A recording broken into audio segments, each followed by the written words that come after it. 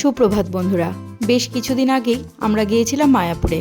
পৃথিবীর সর্ববৃহৎ মন্দির তৈরির কাজ চলছে মায়াপুরে, যা প্রতিষ্ঠিত হওয়ার পরেই স্বর্ণাক্ষরে নাম লিখতে চলেছে ইতিহাসের পাতায়। ইসকনের সদর দপ্তর মায়াপুরে অবস্থিত এবং হিন্দু ধর্মের মধ্যে এটিকে অনেক অন্যান্য ঐতিহ্যের দ্বারা একটি পবিত্র স্থান হিসেবে বিবেচনা করা হয়।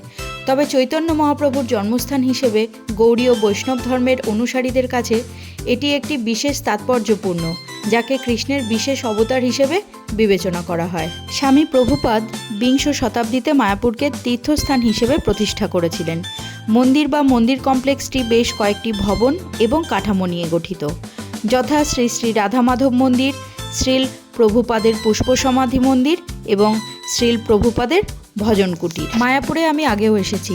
পরিবার পরিজনকে নিয়ে সারাদিনের জন্য মায়াপুরে এসে অভূতপূর্ব অভিজ্ঞতা সাথে করে নিয়ে আমি বাড়ি ফিরেছি।